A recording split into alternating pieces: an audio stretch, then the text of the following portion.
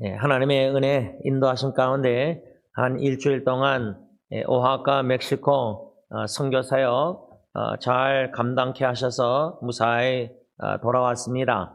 한 7일 동안 세미나를 한 6번 인도하게 하셨고 또 아버지 주일 6월 15일 설교를 그 오하카 멕시코에 있는 오순절 개통 교회에서 하나님의 말씀을 은혜 가운데 전하게 하셨습니다.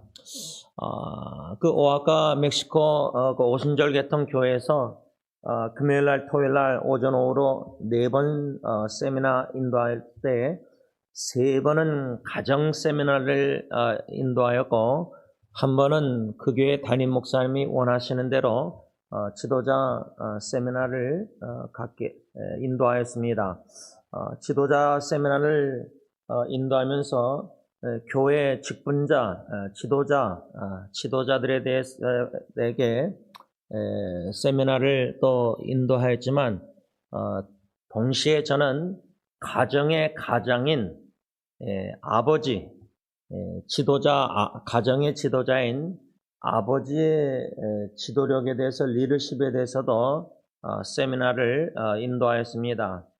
그때 세미나 과정에 질문도 제가 종종 했는데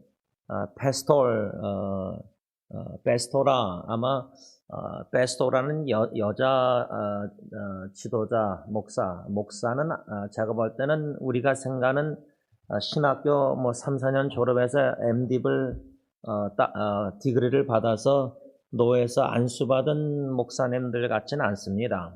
담임 목사님 외에는 다른 남자, 여자, 페스토라는 여성을 가리키는 것 같은데 지도자들인데 그 한국 선교사님 통역하신 7번 세미나 모든 설교를 통역하신 이길로 선교사님 거기서 45년 그 아버님부터 해서 매형과 누나 또 이제 자신과 사모님 이렇게 선교를 하고 계시는 것 같은데 그분에 의하면은 아마 이분들은 우리가 생각하는 신학교 졸업해서 노회에서 안수받는 목사님들이 아니고 어느 정도 열심히 교회에서 신앙생활 봉사 잘하는 분들 아마 그 지도부에서 결정해서 이제 페스토라로 하면 아마 이제 뭐 이렇게 사인해서 임명해서 페스토라 이렇게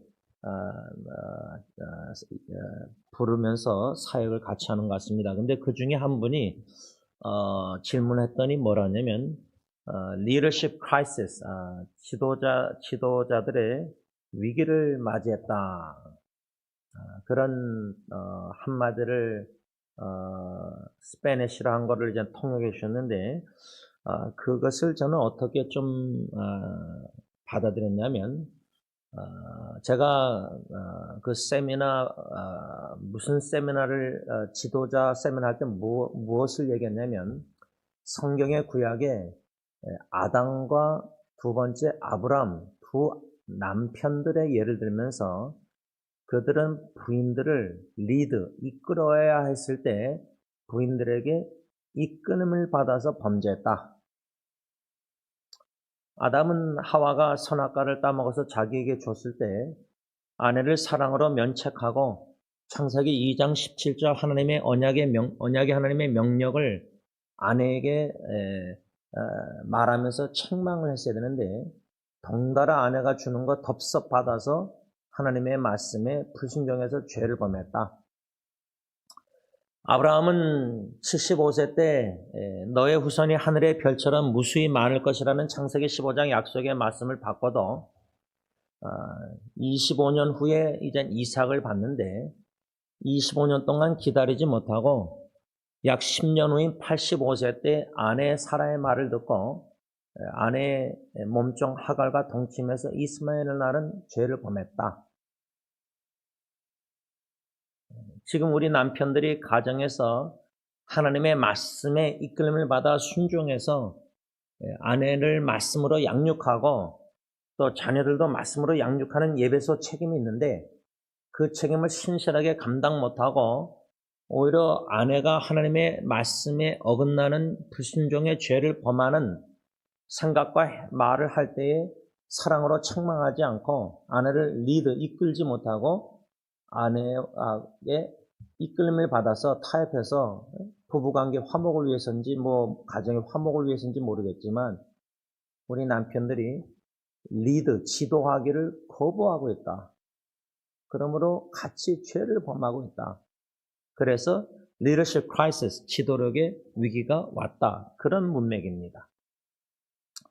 그리고 제가 금요일날 오후 집회 때 세미나 인도하면서 혹시 마지막 토요일날 오후 7시부터 9시까지 세미나 때는 마지막 30분은 여러분들이 질문이 저에게 있으면은 그 담임 목사님의 제안대로 종이에다가 질문을 쓰십시오. 저는 구두로 이렇게 질문 있으면 손 들고 질문 답변하는 시간을 가지려고 했는데 지혜로우신 담임 목사님이 종이에다 써야지 익명으로 솔직하게 가정에 대한 질문을 할 수 있으니까 그래서 금요일날 그 질문을 받고 토요일날 마지막 세미나 때 여섯 명이 이제 질문을 하셨는데 그 중에 한 명은 이제 남편 같은데 아버지 같은데 나는 패스톨이다 하면서 그 패스톨이 하면은 거기에 패스톨이 누군지 짐작할 사람들이 있을 텐데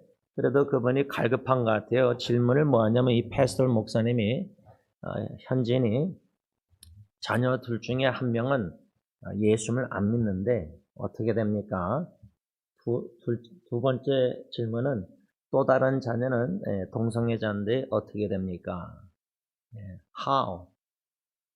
두 자녀가 지금 이런 한 사람은 한 자녀는 영혼 구원을 위해서 아마 기도하고 예수 믿고 구원을 받아야 되는데 또 다른 자녀는 동성애를 이제 프랙티스하는 거 보면 예수를 안 믿으니까 그렇지 않습니까? 그러면은 이 질문을 여러분들이 들으실 때 제가 이렇게 목소리를 가볍게 감정을 싫지 않고 말하니까 가볍게 들리진 않으시겠지만 그 질문한 패스톨 목사님의 그 사모님과 그 부부의 부모님의 심정이 어떻겠습니까? 그래서 제가 세미나 인도하면서 그 질문도 물론 그 순간에 답변했지만 제가 세미나 인도하면서 자녀의 영혼 구원 문제 이게 얼마나 우리 부모에게 생명을 바쳐서 기도할 만한 제목이다. 그 정도로 중요하다. 그래서 제가 막내딸 예은이가 7번 설교 세미나 다 예를 들면 참석했지 않습니까? 그래서 제가 예은이를 예를 들어서 또 아버지로서 예은이에게 공적인 자리에서 좀 미안하지만 제 마음을 나눴습니다. 예은이에게도 나누고 모든 분들에게도 질문을 답하는 형식으로 좀 언급을 했는데 팬데믹 때 온라인 예배 드리다가 예은이가 더 이상 예배를 드리지 않았을 때 하나님 제 육신의 생명을 줄여서라도 희스기하는 생명을 연장해달라고 해서 15년 연장했지만 저에게 주신 마음은 반대로 제 육신의 생명을 줄여서라도 줄여서 죽어도 육신은 죽어도 예수 믿고 영혼은 구원받아서 더 좋은 주님과 함께 천국에서 영원히 살 거니까 그게 더 나은 거 아니에요. 빌립보서 보면 사도 바울은 갈라져 있는데 한쪽으로는 그리스도와 함께 천국에서 살길 더 원하고 더 좋은 건데 더 배를 한데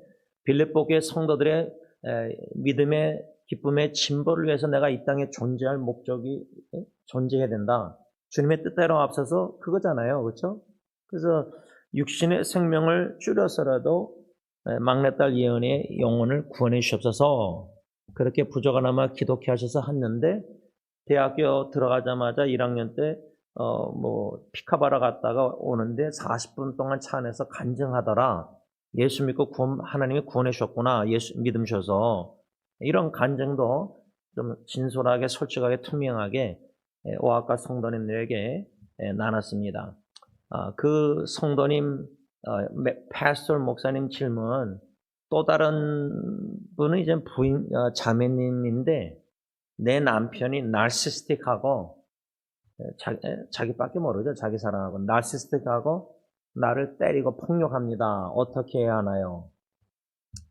여러분, 이런 질문들이 멀리 딴 사람 얘기가 아니라, 이게 얼마나 지금 가정의 문제들이, 기도 제목들이, 질문들이 하나님에게, 목사에게 질문 안 할지라도, 여러분, 하나님께 가정에 대한 기도 제목 할 때 질문들이 얼마나 많습니까? 이거 근데 그 질문들 6개가 보통 다 보면은 일관성이 뭐냐면, how? 이런 문제가 있는데, 어떻게 해야 됩니까? 그런 질문 던졌다는 것은 저에게 처음 보는 미국에서 목사에게, 한국 사람에게, 그 오아카 멕시코 성도님들이, 그러면 얼마나 가정의 문제를 놓고 얼마나 고민하고 생각하고, 얼마나 마음이 아파서 기도하면서, 얼마나 그 질문 하나하나가 얼마나 심각한, 그분들 각자에게는 얼마나 심각한 질문이었겠어요. 얼마나 고민하고 생각 많이 했겠어요. 여러분들의 생각을 한번 진단한다가 아니면 평가한다 할까 뒤돌아보면, 일주일 동안 사시면서 한 6일 동안 지난주일 아버지 주일 지나서 주일부터 오늘 토요일까지 지내오시면서 나는 아버지로서 또 어머니로서 또 여기 할아버지 할머니들 계시니까 가정 자녀 후손을 배우자를 부모님 살아계신 부모님을 생각할 때 가정을 놓고 친척까지 좀 넓힌다면 생각을 100%에서 몇십 프로를 가정을 생각하셨습니까? 교회나 성교나 이웃이나 세상 뉴스 보면서 별의별 정치 생각 여러 가지 많이 했을 텐데, 다양한 주제의 생각들 속에서 일주일 동안 사시면서 가정에 대해서 한 몇 프로를 생각하셨습니까? 적어도 50% 반은 넘게 가정 생각 안 하셨습니까? 제 추측은 여러분들 만일에 여러분들의 생각까지 제가 어떻게 알겠어요. 그러나 저 같은 경우는 가정과 교회 선교, 예를 들자면 주님의 일, 가정의 일, 주님의 일, 가정도 주님의 일이죠. 다른 것도 생각 많이 했겠지만 제 생각에는 저는 적어도 50%는 넘게 생각했어요. 심지어 한 70%, 80%까지 선교, 주님의 일, 교회, 가정, 아내, 자녀들, 이제 어저께 보니까 처남하고 둘이 있었는데, 아유, 얼마나 그라지도를 계속 열고 닫고 하는지, 그래서 제가 참고 참다가, 아유, 이거 생각이 자꾸만 드니까, 이 친구가 왜 이렇게 자꾸만 열고 나가서 뭐 하나, 메일 체크를 한 오후 3시쯤에 하면 되는데 그거를 계속 나가서 체크하는 건지 쓰레기통을 여는지 쓰레기를 보는 건지 그거 별거 아니잖아요. 근데 그걸 자꾸만 일하면서 들으니까 컴퓨터 앞에서 2층에서 이 처남을 자꾸만 생각하게 되는 거예요. 그리고 어저께 아내가 준비해놓고 어디 갔으니까 그 준비해놓은 음식을 또 스파게티 면을 이렇게 해가지고 비닐을 장갑해가지고 해가 묻혀가지고 그 손장갑 낀 채로 제가 처남 이제 갖다 주면서 맛있게 먹으라고, 그러니까 땡큐 그런 건 잘하거든요.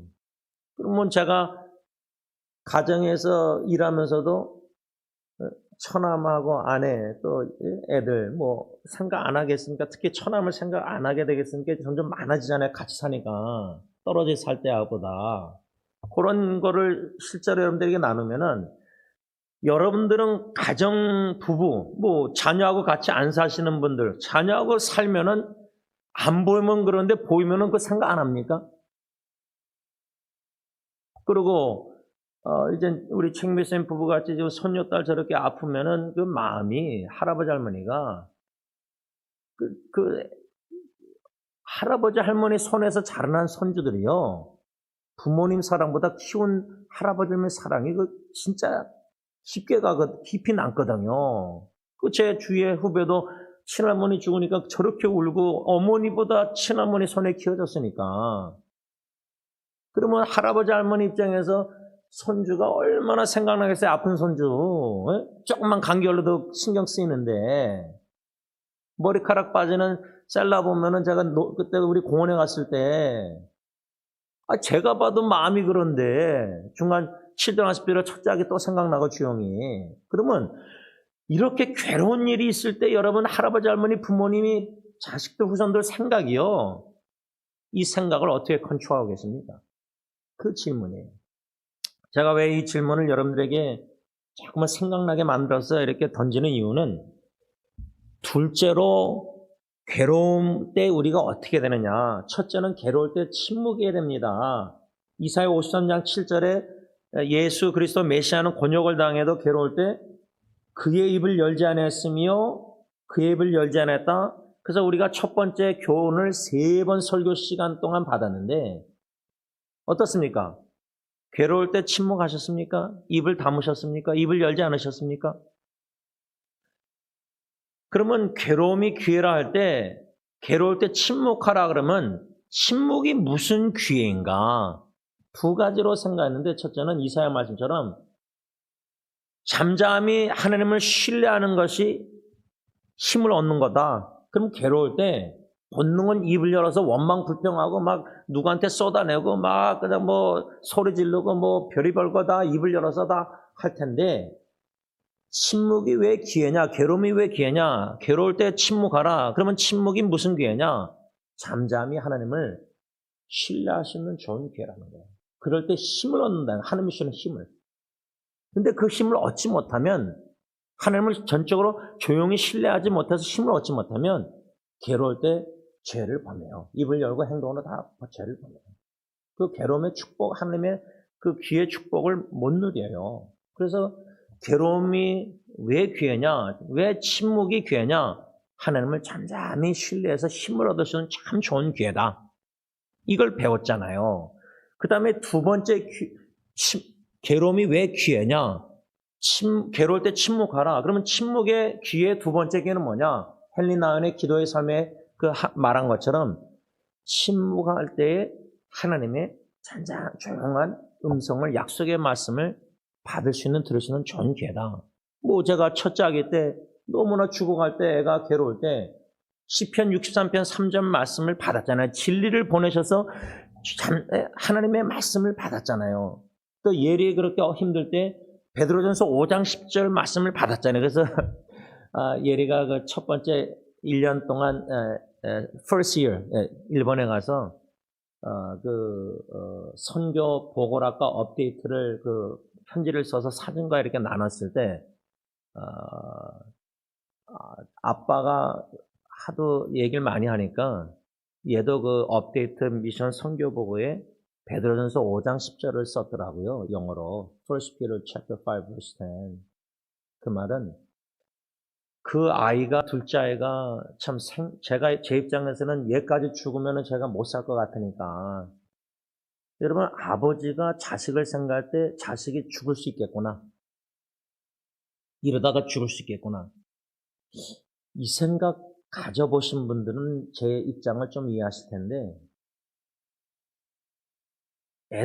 자녀들이 여러분 지금 셀라 뭐 백혈병 90% 치유 통계가 그렇다 이렇게 의학적으로 뭐 이런 게 있잖아요. 웹사이트 뒤져보니까.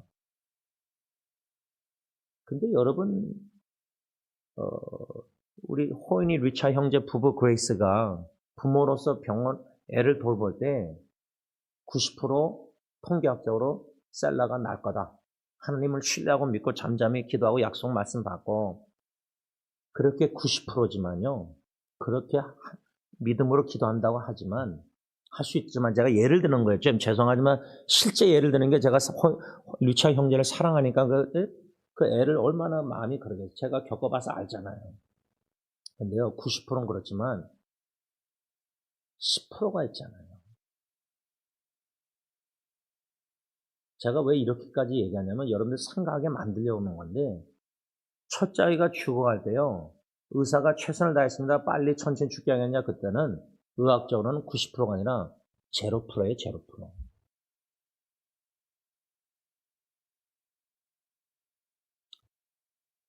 여러분 예수를 믿는다 할 때 신뢰한다 할 때요. 의사가 포기하고 의학적으로 제로인데 살가망이 제로예요. 제로. 프로가. 퍼센테이지가 10%도 아니에요. 그런데도 제가 천천히 죽게 해달라고 부탁한 이유가 하루 동안, 그 다음날은 이제 바꿨지만, 빨리 죽게 하려고 바꿨지만, 그 하루도 아니고 뭐 한 12시간에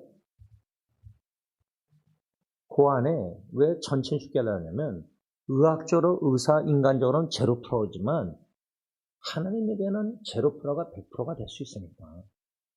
그 기적을 바란 거 아니에요, 제가. 그러면 여러분들은 들을 때, 목사님의 아빠로서 심정, 살기를 간절히 원하는 마음, 의학적으로는 제로 프로지만 하나님의 기적을 마지막 소망을 주님께 두고, 그래서 어른들 여러분 의학적으로 포기할 때 제 아내 작은 고모 장로님도요, 산기도 가서 그냥 기도하다가 죽으셨어요. 떠나셨어요. 그러니까 마지막 인간적으로 90%, 99%, 99.9%라 할지라도 의학적으로 0%라 할지라도 우리는 예수님 하나님의 전능하심을 믿고 기도하는 사람들 아니에요. 그러면 생각의 영역에서 의사가 0%라 할지라도 아이고 죽었구나. 애기 이젠 죽었구나. 이제 끝이구나. 소모았구나. 막 이제 막 울고. 그렇습니까? 우리 그러지 않잖아요. 하나님께 100% 전능하신 하나님께 기적을 바라잖아요. 그래서 여러분 제 사촌 여동생 수정이가 5년 동안 암투병을 죽었지만 그 기도할 때 식구들이 1.5세 전화 조카들 2세들 기도방 그 기도할 때 Waymaker 그 미국 영어 복음성가 그렇게 찬양 막 우리가 막 유튜브 나누고 찬양하고 막 그때 그랬는데 그 Waymaker이 뭐냐면 그 내용이 광야에서 하나님이 사막에서 길을 내셨다. 홍해 그 바다를 육지로 만드셨다. 그런 내용의 성경적인 찬양 가사인데 근데 여러분 우리가 홍해 앞에 있으면 모세 지도자 앞에 있고 우리가 이스라엘 백성이면 우리도 똑같이 원망하고 불평해요. 앞은 바다고 뒤에 이집트 군인들이 죽이려고 쫓아오는데 동서남북 갇혔는데 바울과 실라가 감옥에 갇혀서 내일 죽을 수 있는데 여러분 성경 사도행전에 사도들이 베드로 감옥 갇히고 이런 말씀들 뭘 찬양하고 기도해요? 물론 기도 막 울면서 살려달라고 기도하겠죠. 근데 무슨 찬양을 해요? 감옥. 그게 진짜 찬양이지만 그게 찬양돼요? 인간적으로 안 돼요. 하나님의 은혜가 없이는 우리는 0.001%도 찬양 영광 못 돌려요. 위기가 괴로움이 없으니까 그나마 찬양 경배하고 뭐 전도 선교하고 주님 일 하지만 내가 죽는다 내일 뭐 6개월 안에 죽는다 뭐 제 장인어른 6개월 남았다 그랬을 때도 찬양하셨잖아요. 내 영혼 평안에. 그거 여러분 귀한 신앙 믿음하지만 내가 그 입장에 있으면요 밖에서 밥만 못 먹고 그렇게 죽어가는데 내 아내는 난 돌보면서 아내도 저렇게 죽어가는데 마음도 아픈데 쓰라린데 인간적으로 별의별 생각하면은 내 영혼 평안에 찬양할 수 없어요. 그건 하나님이 하시는 거예요. 성령님이. 그러니까 우리가 내가 할 수 있다고 생각하는 걸 버려야 돼요.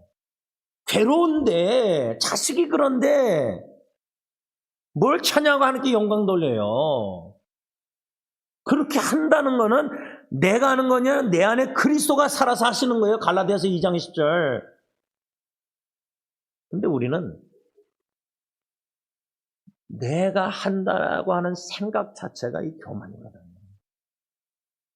제가 뭐 참 감사한 게 이게 감사하다는 말이 여러분들이 어떻게 오해할 수 있는 충분히 오해할 수 있는 말인데 제가 7일 동안 참 김창만 선교사님 부부 교제하면서 또 이길로 선교사님 부부 자녀들하고 친해지면서 또 칼로스라는 패스토라고 부부하고 주일날 김창만 지사님 부부랑 더 산에 어디 조그만 산골짜기 무슨 교회가 있는데 할머니 둘하고 남자분 뭐 한 두세 명 뭐 젊은이들 2명 그냥 한 10명 또 우리 같이 간 사람들 뭐 같이 간 사람들이 더 많은 것 같아.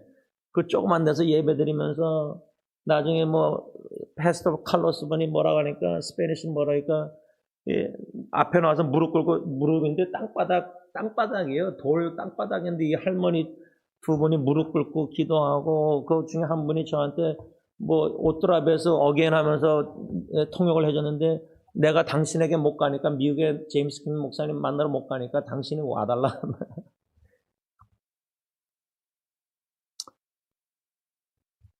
이런 선교 사역을 마치고, 은혜 가운데 마치고, 그리고 주일날 아버지 주일 설교를 제가 어저께까지 다시 다 들었거든요. 이길로 목사 통역하는 스페인어 통역했는데, 그 50분 넘는 설교를 제가 들으면서 제가 설교 끝나고 기도할 때 제가 하나님 성령의 역사 속에서 뭉클해서 울었거든요. 근데 그 기도를 제가 운전하면서 듣는데 또 눈물 나오더라고요. 제가 제 설교, 제 기도하고 제가 울어요. 똑같이. 왜? 그 설교 시간에 그때 그 성령의 역사 속에서 마음의 뭉클함 지금도 있어요. 그 정도로 아버지 주일, 제가 좀 죄송하지만 원로 목사님 아버지에 대해서 적나라하게 나누면서 제 탕자의 비유 말씀을 나눴거든요. 그랬더니 끝나고 나서 어떤 히스패닉 아주머니가 손자 같은데 와가지고 이길로 목사님이 통역해 줬는데 28년 자기가 신앙생활하면서 이런 설교 처음 들어봤다. 너무 보니까 아름다웠다. 뭐 그래요. 그래서 제가 이분이 뭐 가정에 대한 설교도 듣고 싶은가 보다 해서 우리 교회 자료실에 제가 제 원로 목사님이나 제 책 다 한국말로 이 PDF 파일로 올려놓고 영어로도 한 20권 번역해 놓은 것 중에 가정의 붕의 불길 타오르게 해서 그 영어로 이미 다 PDF 한 걸 알려줬거든요. 그래서 제가 어저께까지 우리 교회 웹사이트에 사역 누르면 밑에 영어 잉글리시 미니시 히스파노 미니스타리오 HMEM 웹사이트 있거든요. 거기다가 원로 목사님 예수 그리스도의 복음 사복음서하고 로마서 5장에서 8장까지 두 권 책을 스페니시 영어로 다 얹어놨어요. 어저께까지 제가 돌아오자마자. 왜? 그래서 김창만 성경에서 알려준 이유가 그 멕시코 오아카 그 아주머니 덕분에 제가 이렇게 일을 하게 된 거예요. 히스패닉 분들 이길로 목사님도 그러더라고요. 말씀이 약하다는 거. 김창만 선교사님도 그렇게 말씀이 약하니까 이제 저한테 와서 제가 이제 청빙대 이렇게 초청받아서 이제 이렇게 세미나 설교도 하게 된 건데 이 아주머니가 탕자의 비유에 대해 아버지의 마음, 하나님 아버지의 마음을 성령이 역사에서 체험하셨는지 깨닫셨는지 조금이나마 너무나 아름다운 그래서 더 사모하게 된 거예요, 말씀을. 모르겠어요. 그 주일날 본당에 그냥 건물 이렇게 지붕 씌워놓고 건물 사이에 이제 공간을 다 그냥 예배 의자를 쫙 깔아놨는데 모르겠어요. 김창만 선교사만은 한 300~400명 모이는 교회라는데 그때 몇 명 왔는지 모르는데 거의 다 가득 많이 찼는데 그 중에 한 아주머니가 그렇게 다가온 거예요. 한 아주머니. 그래서 그냥 예수 그리스도의 복음 원로 목사님 두 권을 다 영어로 스페니쉬로 다 올려놓은 거예요. 말씀을 좀 정리하면서 본론도 들어가지 못하고 서론에서 이렇게 끝나지만 괴로움이 기회입니다. 침묵해야 된다. 괴로울 때. 근데 두 번째 오늘 8절에 보면 그는 곤욕과 신문을 당하고 끌려갔으나 그 세대 중에 누가 생각하기를 이 말씀에 근거해서 괴로울 때 우리는 생각해야 합니다. 이 말씀 원리를 생각하려고 했는데 서론에서 이렇게 결론을 맺고 끝나는 건데 가정의 자녀요. 지금 아니면은 적어도 뒤돌아볼 때 여러분들 제가 아는 여러분들 보면은 적어도 여러분들 가정의 자녀에 관해서 후손 아니면 간절한 눈물 기도 좀 하고 어렵고 괴로울 때가 있었잖아요. 자녀 아니면 배우자든 할 때 다 있었잖아요. 그래도 지금 겪든지 후손이든지. 그러면 제가 교회는 성교 이웃 둘째 쪽은 좀 가정을 자꾸 많이 얘기하는 이유가 가정만큼 매우 개인적인 퍼스널 마음, 아픔, 눈물, 고통, 감정, 걱정, 염려, 근심, 가정이 제일 그게 심하잖아요. 예? 제일 신경이 많이 쓰고 마음이 많이 가잖아요. 기도가 많이 나오고. 그러면 우리 지금 교회 성도님 최경비사님 부분만 아니라 김은희 사님, 이거 미라도 그러고, 예? 우리 김경사님 부부, 김사님, 유진도 그러고, 또 우리 김경사님, 김영수 사님도 왜 저렇게 계속 질병으로 고통당하고 계시고, 그분들만 뿐이 계세요. 나누지 못하는 가정의 민감한 기도 제목들, 가정, 자녀, 배우자 다 있잖아요. 부모님. 쉬쉬하면서 나누지 못하고. 그럼 그런 어려운 위기를, 가정의 괴로운 일을 접했을 때, 이사야 53장 8절 말씀에 근거해서 우리는 생각해야 합니다.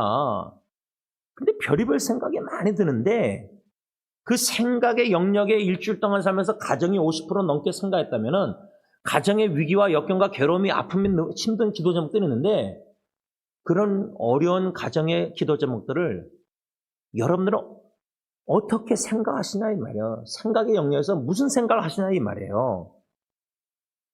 믿음으로 생각하지 않는 건 다 죄인데 로마서에 우리 배웠잖아요. 믿음으로 행하지 않는 건 다 죄라 그러는데 그럼 믿음으로 가정의 문제들, 위기들, 어려운 괴로운 일들 믿음으로 생각 안 하고 불신앙으로 생각하면 죄인데 그 불신앙으로 생각하면 어떻게 되죠? 생각의 영역에서 죄를 범하거든요. 어떻게 보면요?